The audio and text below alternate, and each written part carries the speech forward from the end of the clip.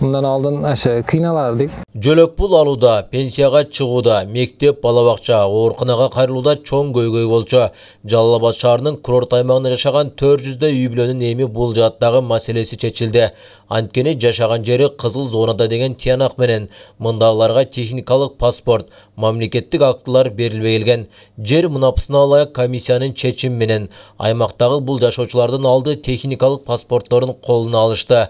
Бул мындагы Талиповдордун үй бүлөсү үчүн да кубанычтуу учур болуп калды. Bu dokumenti alıştan aldım. Üyümüzde uçatımızda bir de atam kelip olgan. Başka hiç kimki bolmagan. Özü 3 balam var. 3 balamni ham har qayerda o'zim ham uchatimni shaharga qo'yganman. Har qayerda erdikda.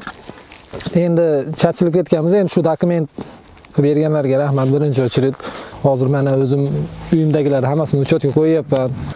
Ko'pdan beri bo'layotgan bu niyetlerimiz amalga oshdi.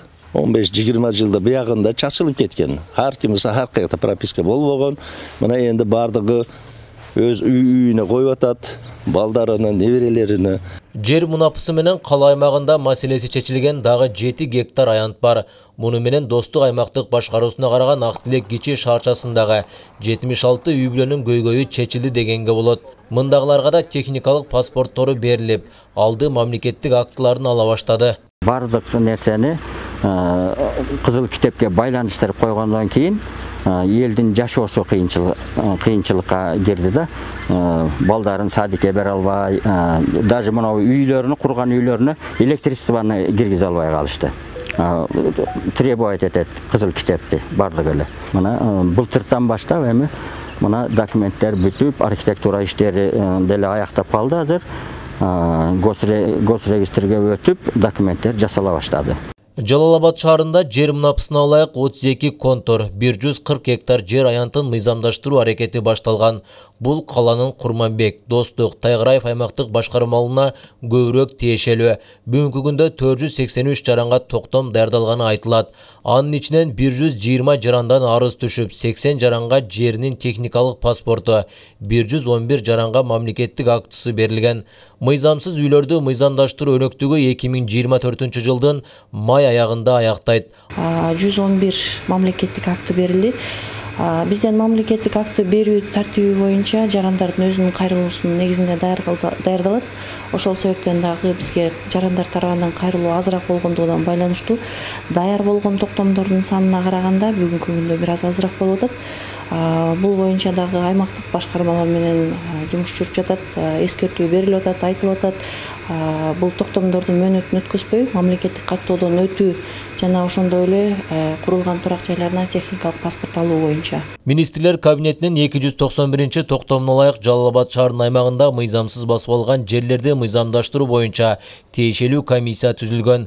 Комиссиянын кароосуна ушул күнгө чейин 1736 арыз келип түшкөн. Анын ичинен 400дөн ашуунун арызы канааттандырылып, жерлери мыйзамдаштырылды. Ал эми калган жарандардын жашаган жери кызыл зонада болгондуктан арызы артка кайтарылган.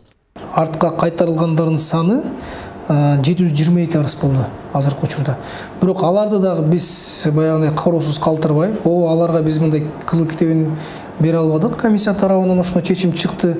Бирок аларды дагы негизги көйгөйүн чечүү максатында алардын баарын азыркы учурда жер маселесин караган кадастр орган бар эмес, ошолор аркылуу азыркы учурда ушул жарандардан арыздар кабыл алынып, баягы толук кандуу шаардын аймагында жашаган тиешелүү документтерди, паспорттарын алганга шарттарды түзүү боюнча азыркы учурда Жалал Абад шаар мэриясынан иштер жүргүзүлүүдө.